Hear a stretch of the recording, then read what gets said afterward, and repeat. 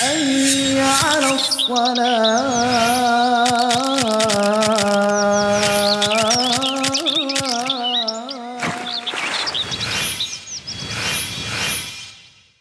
Bismillahirrahmanirrahim. Alhamdulillah. Wassalatu wassalamu ala rasulillah wa ala alihi wa ashabihi wa man walah. Amma ba'd. Para pemirsa yang dirahmati oleh Allah subhanahu wa ta'ala, kali ini kita akan belajar bersama kitab Matnil Ghayah wa Taqrib dalam fikih Syafi'i karya Abu Syuja' Al-Asfahani rahimahullahu ta'ala yang meninggal pada tahun 593 Hijriah. Dan kita akan memulai dari Kitabut Taharah, Babul Miyah, bab tentang air. Dalam bab ini Abu Syuja' Al-Asfahani rahimahullahu ta'ala mengatakan, Al-miyahu allati yajuzu at-tathuru biha Al-miyahu allati yajuzu at-tathiru biha sab'u miyah. Air yang boleh dipakai untuk bersuci itu ada 7 macam. Kemudian beliau mulai menyebut 7 macam air ini satu persatu. Yang pertama adalah ma'us sama, yaitu air langit atau air hujan. Sebagaimana firman Allah Subhanahu wa taala, "Wa yunazzilu 'alaikum minas sama'i ma'an liyutahhirakum bih." Dan Allah Subhanahu wa taala menurunkan untuk kalian atau menurunkan atas kalian air dari langit agar dia mensucikan kalian dengan air itu. Jelas dalam ayat ini Allah Subhanahu wa taala menyebutkan anugerahnya kepada hamba-hambanya berupa turunnya hujan dari langit, dan salah satu hikmahnya adalah agar Allah Subhanahu wa taala mensucikan kita dengan air yang turun dari langit tersebut. Maka air hujan boleh dipakai untuk bersuci dengan kesepakatan para ulama. Kemudian yang kedua adalah ma'ul bahar, air laut. Meskipun asin rasanya, namun Nabi Muhammad SAW membolehkan kita bersuci dengan air laut karena memang air laut ini diciptakan demikian. Dalam sebuah hadis yang diriwayatkan oleh Ashabus Sunan dengan sanad yang sahih, para sahabat bertanya tentang orang yang mengarungi lautan dalam keadaan tidak membawa air yang banyak. Kalau mereka wudu dari air itu, maka mereka akan kehausan. Maka bolehkah mereka menggunakan air laut untuk berwudu? Afanatawadhdha'u bih? Apakah kami boleh berwudu dengan air laut? Maka Nabi Muhammad SAW mengatakan, huwa at-tahuru ma'uhu al-hillu maitatuh. Laut itu airnya tahur, suci dan mensucikan, dan bangkainya halal untuk dimakan. Kemudian yang ketiga adalah ma'un nahar, air sungai. Ini juga disepakati oleh para ulama boleh dipakai untuk bersuci. Yang selanjutnya adalah ma'ul bi'r, yaitu air sumur. Pada zaman Nabi Muhammad SAW di kota Madinah ada bi'ru Budha'ah, ada sumur Budha'ah, sumur yang cukup besar, dan disebutkan bahwasanya kadang-kadang banjir membawa kotoran-kotoran ke sumur ini. Ada kain pembalut wanita, ada daging anjing dan kotoran-kotoran lain yang sebagian najis yang masuk ke sumur ini terbawa oleh air hujan dan banjir. Maka Nabi Muhammad SAW bersabda tentang air ini dengan mengatakan, Innal ma'a tahurun la yunajjisuhu syai'. Air sumur ini tetap suci dan mensucikan dan tidak menjadi najis dengan masuknya kotoran-kotoran tersebut. Ya. Kenapa? Karena air ini cukup banyak, sehingga masuknya kotoran-kotoran dan najis yang tidak sampai merubah salah satu sifat air ini, tidak membuat air tersebut menjadi najis dan tidak boleh dipakai untuk berwudu. Kemudian hadis ini juga menunjukkan bahwasanya air sumur boleh dipakai untuk berwudu. Karena kalau yang kotor saja, yang bernajis saja asal, itu tidak merubah salah satu sifatnya, tetap boleh dipakai untuk berwudu. Maka air sumur yang bersih, air sumur yang belum terkotori, tentunya lebih boleh lagi dipakai untuk bersuci. Kemudian ma'ul ain, air dari mata air, tentunya ini juga adalah air yang sangat bersih, air yang masih belum terkotori, maka tentunya air ini juga boleh dipakai untuk bersuci.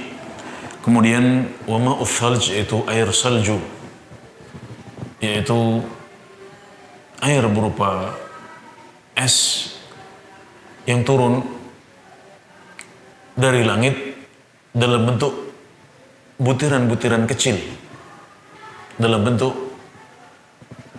butiran-butiran kecil di musim dingin. Ini adalah salju dan ini juga boleh dipakai untuk berwudu. Kemudian yang terakhir yaitu ma'ul barad. Al-barad adalah air hujan es. Bedanya dibandingkan ma'ul thalj atau air salju adalah air hujan es ini butiran-butirannya lebih besar daripada air salju. Kemudian dia juga turunnya di luar musim dingin, tapi di musim hangat. Dan kalau turun maka butiran-butiran hujan es ini pada umumnya bisa merusak tanaman. Ini juga bisa dipakai untuk bersuci. Dan para ulama meringkas 7 air ini dengan menyebutkan kriterianya, yaitu setiap apa yang diturunkan oleh Allah Subhanahu wa taala dari langit atau mengalir ya dari bumi atau muncul dari bumi dan belum berubah, maka itu semuanya boleh dipakai untuk bersuci. Kemudian beliau menjelaskan thummal miyahu ala arba'ati aqsam. Kemudian air itu ada 4 macam, dibagi menjadi 4 macam. Yang pertama adalah tahirun mutahhirun ghairu makruhin isti'maluhu wa huwa al-ma'ul mutlaq.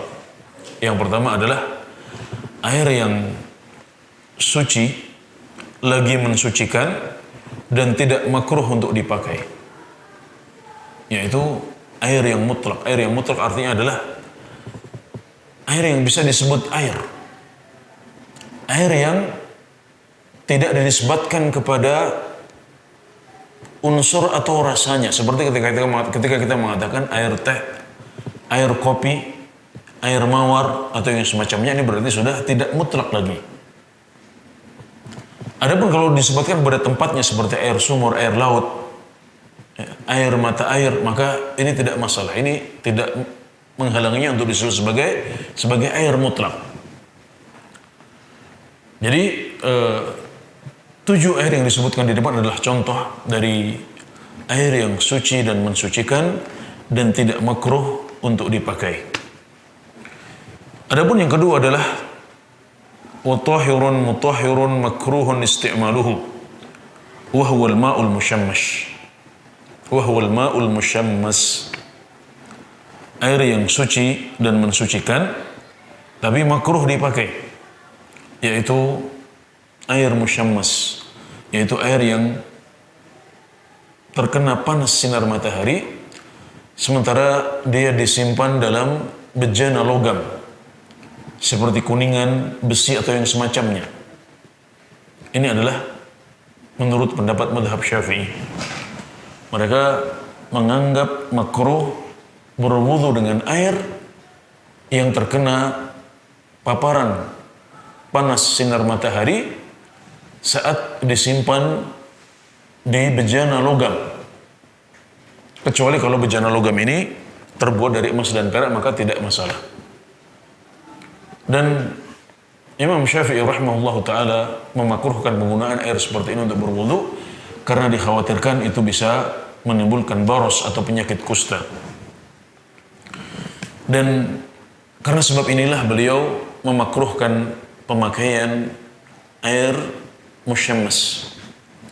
Namun Imam Nawawi rahimahullah ta'ala berpendapat air seperti ini tidak makruh sama sekali, dan ini adalah pendapat sebagian besar ulama atau jumhurul ulama. Mereka mengatakan al-ma'ul musyammas atau air yang terkena paparan panas sinar matahari itu tidak makruh untuk dipakai dan boleh-boleh saja dipakai untuk berwudu.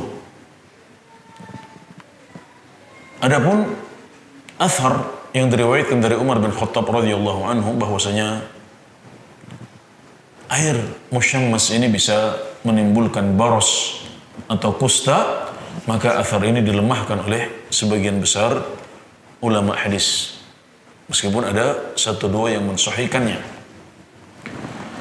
Kemudian yang ketiga adalah wa tahirun ghairu mutahhir wa huwa al-ma'ul musta'mal wal mutaghayyiru bima khalatahu min at-tahirat. Yang ketiga adalah air yang suci tapi tidak mensucikan. Nah, kemudian beliau menyebutkan ada dua contohnya. Contoh yang pertama adalah al-ma'ul musta'mal, air yang sudah dipakai. Maksudnya adalah air yang sudah dipakai untuk mengangkat hadas atau menghilangkan najis. Bukan air yang tersisa di bejana, tapi maksudnya adalah air yang sudah kita pakai untuk berwudu dan mengangkat hadas kita, kemudian air itu lepas dari tangan kita misalnya. Ketika kita berwudu untuk mengangkat hadas ashor saat kita ingin sholat misalnya, kemudian saat kita membasuh wajah kita ada air yang mengalir yang lepas dari wajah kita, maka inilah yang dimaksud sebagai air musta'mal dalam mazhab Syafi'i. Air seperti ini yang tidak boleh dipakai karena dia sifatnya sudah tahir ghairu mutahhir, dia suci tapi tidak mensucikan lagi. Jadi bukan air yang tersisa di bejana ketika sudah habis dipakai untuk bersuci, tapi dia adalah air yang sudah dipakai mengenai anggota tubuh saat kita mengangkat hadas, dan kemudian air itu dipakai lagi untuk bersuci. Ini yang disebut ghairu mutahhir lagi, sudah tidak mensucikan lagi menurut mazhab Syafi'i. Namun yang lebih kuat Allah Ta'ala alam adalah bahwasanya air musta'mal seperti ini boleh dipakai untuk berwudu selagi tidak berubah salah satu sifatnya, yaitu warna, bau atau rasanya. Karena dalam sebuah hadis riwayat Al-Bukhari, Rasulullah SAW disebutkan beliau berwudu, kemudian para sahabat berebut air sisa, air yang sudah dipakai oleh Rasulullah SAW dan mengalir dari anggota tubuh beliau. Ini menunjukkan bahwasanya air yang sudah dipakai oleh Rasulullah SAW tetap dipakai oleh para sahabat, bahkan dipakai mereka untuk bersuci lagi. Ini hadis riwayat Al-Bukhari. Kemudian secara logika juga kita melihat bahwasanya anggota tubuh yang dibasuh oleh air ini adalah anggota tubuh yang suci. Maka ketika ada air yang melewati anggota tubuh tersebut, kemudian air tersebut lepas dari anggota tersebut, maka lewatnya air pada anggota tubuh tersebut seharusnya tidak merubah hukumnya. Seharusnya tidak membuat air tersebut menjadi tidak mensucikan lagi. Kiasannya adalah seperti air yang kita pakai untuk mencuci pena misalnya, maka ini juga tentunya masih suci. Karena yang dicuci adalah sebuah benda yang suci. Maka tidak seharusnya air yang sudah dipakai untuk mencuci pena tersebut kemudian dihukumi sebagai tahirun ghairu mutahhir atau suci tapi tidak mensucikan. Kemudian contoh yang kedua adalah al-mutaghayyir bima khalatahu min at-tahirat, yaitu air yang berubah karena tercampuri oleh benda-benda yang suci. Ya, air yang berubah, yaitu air yang berubah salah satu sifatnya, baik rasa, bau ataupun warnanya. Sebabnya apa? Sebabnya adalah karena bercampur dengan benda-benda yang suci. Contohnya adalah air teh. Air yang awalnya mutlak, ketika kemasukan teh warnanya menjadi berubah. Ketika ditambahkan dengan gula maka rasanya juga ikut berubah. Maka ini adalah contoh air yang berubah karena bercampur dengan benda yang suci. Nah, Imam Abu Syuja' rahimahullah ta'ala menyebutkan bahwasanya ini termasuk air yang suci tapi tidak mensucikan. Dan betul bahwasanya air yang seperti ini tidak mensucikan lagi, karena dia sudah tidak disebut sebagai air yang mutlak. Dia akan disebut sebagai air kopi, air gula, air teh, air mawar, dan semacamnya. Maka air yang seperti ini sudah tidak mutlak lagi, tapi sudah dinisbatkan kepada benda-benda yang merubah atau mencampurinya. Maka contoh yang kedua ini benar, yaitu bahwasanya sifatnya adalah tahirun ghairu mutahhir. Dia suci tapi tidak mensucikan lagi. Jadi tidak bisa dipakai untuk berwudu atau mandi, karena air yang bisa dipakai untuk bersuci adalah air yang tahur, yang suci dan mensucikan, yaitu air yang mutlak dan belum berubah. Kemudian beliau menjelaskan wa ma'un najis. Adapun kelompok yang keempat adalah air yang najis. Apa itu air yang najis? Air yang najis adalah wa huwa alladhi hallat fihi najasatun wa huwa dunal qullatain. Dia adalah air yang kemasukan najis padahal volumenya tidak sampai 2 qullah. Atau dia mencapai 2 qullah tapi berubah salah satu sifatnya. Au kana qullataini fataghayyar. Atau air tersebut mencapai volume 2 qullah tapi karena adanya najis tersebut akhirnya salah satu sifatnya berubah, baik rasanya, baunya atau warnanya. Kemudian beliau mengatakan wal qullatani 500 ritlin bil Baghdadi taqriban fil asah.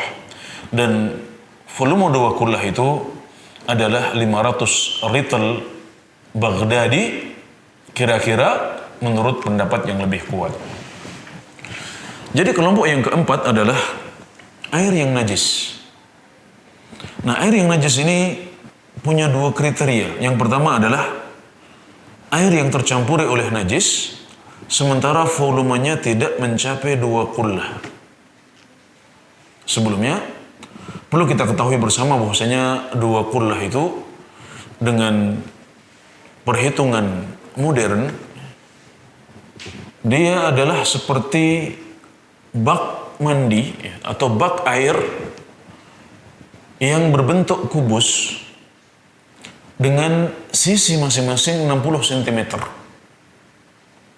Jadi panjang masing-masing sisinya adalah 60 cm, sehingga volume bak air ini adalah 216.000 cm kubik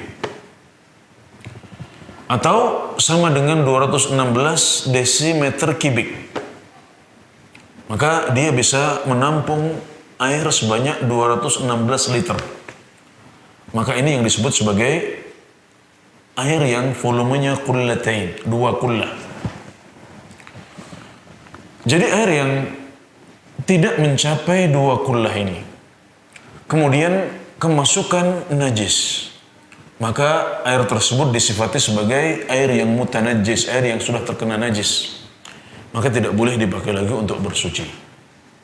Contohnya adalah kita memiliki air dalam ember yang tidak begitu besar, yang tidak bisa menampung air sebanyak 216 liter, seperti ember-ember yang bisa kita miliki di rumah kita.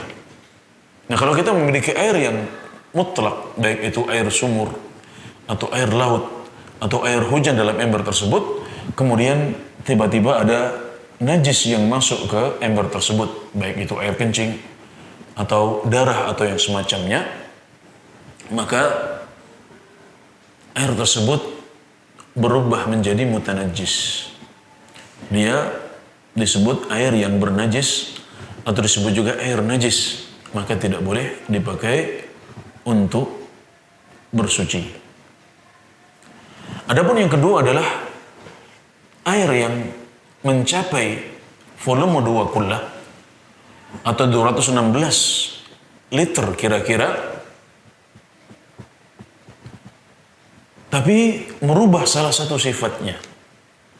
Jadi kalau kita punya bak air yang cukup besar, katakanlah bisa menampung 300 liter air atau 500 liter air atau lebih banyak lagi. Kemudian kemasukan najis. Dan najis ini merubah salah satu sifatnya. Misalnya baunya berubah, atau warnanya berubah, atau rasanya berubah. Maka meskipun air ini cukup banyak, tapi air ini juga dihukumi sebagai mutanajis atau najis. Air tersebut bernajis, tidak boleh dipakai lagi untuk bersuci. Karena dalam sebuah hadis riwayat Ashabus Sunan yang lain dengan sanad yang sahih, Rasulullah sallallahu alaihi wasallam bersabda, "Idza kana al-ma'u qullatain lam yahmil khabathan." Kalau air itu mencapai 2 kullah, maka dia tidak bernajis lagi. Dia tidak dihukumi bernajis. Sebagaimana disebutkan dalam riwayat yang lain, "Idza balaghal ma'u qullatain lam yanjus." Kalau air itu sudah mencapai 2 kullah, maka air tersebut tidak dihukumi bernajis lagi. Dia tidak bernajis lagi. Nah, ini adalah pesan yang tersurat dari sabda Nabi Muhammad SAW. Pesan yang tersirat dari hadis ini adalah kalau airnya tidak sampai 2 kullah, maka dia bernajis. Nah, jadi kalau ada air yang tidak sampai 2 kullah, tidak sampai 216 liter, kemudian terkena najis meskipun hanya sedikit najisnya, maka air itu disifati sebagai mutanajis, air yang bernajis, tidak boleh lagi dipakai untuk bersuci.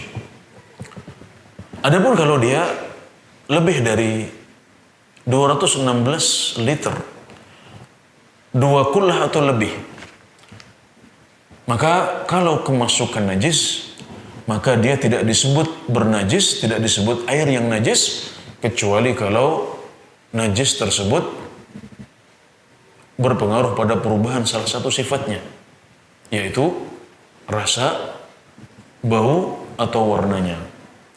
Baru saat itu air tersebut disifati sebagai air yang najis yang tidak boleh dipakai untuk bersuci. Demikian secara singkat penjelasan dari Kitabul Miyah, dari kitab Matnul Ghayah wa Taqrib karya Abu Syuja' Al-Asfahani rahimahullah ta'ala, yang dari bab ini kita bisa simpulkan beberapa hal. Yang pertama adalah bahwasanya air yang boleh dipakai untuk bersuci adalah air yang mutlak, air yang disebut sebagai air dan tidak perlu dinisbatkan kepada hal yang mencampurinya. Contohnya adalah air laut, air hujan, air sungai, air salju, dan air dari mata air. Ya, kemudian air ini tergolong pada 4 macam. Yang pertama adalah yang tahirun mutahhir, yaitu yang suci mensucikan. Contohnya adalah air yang mutlak yang sudah kita sebutkan di depan. Kemudian menurut mazhab Syafi'i ada pembagian tahirun mutahhirun makruh, air yang suci mensucikan tapi makruh untuk dipakai, yaitu air yang musyammas atau yang terkena panas sinar matahari. Namun menurut pendapat yang lebih kuat, air ini boleh dipakai tanpa ada makruhnya, sebagaimana dipilih oleh Imam Nawawi Asy-Syafi'i rahimahullahu taala dan juga sebagian besar ulama. Kemudian yang ketiga adalah tahirun ghairu mutahhir, air yang suci tapi tidak mensucikan. Dan contohnya adalah air yang berubah karena bercampur barang-barang yang suci seperti air teh, air kopi atau air gula.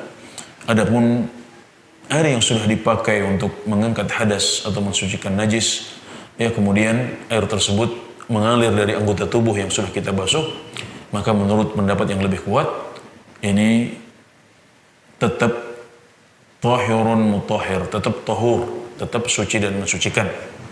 Sedangkan kelompok yang keempat adalah air yang najis, dan dia memiliki 2 kriteria. Yang pertama adalah air yang tidak mencapai 2 kullah, tidak mencapai 216 liter, kemudian terkena najis, meskipun hanya sedikit najisnya. Sedangkan yang kedua adalah air yang mencapai 216 liter atau lebih, kemudian kemasukan najis, dan najis tersebut merubah salah satu sifatnya, baik itu warna, bau, atau rasanya. Nah, ini adalah air yang najis yang tidak boleh dipakai untuk bersuci. Ya demikian, semoga penjelasan ini bermanfaat dan menambah ilmu kita dalam bab thaharah dan agama Islam secara umum. Demikian, Allah Ta'ala a'lam, wa sallallahu ala nabiyyina Muhammad wa ala alihi wa sahbihi wa sallam, wa akhiru da'wana anil hamdulillahi rabbil alamin. hayya 'alas salat.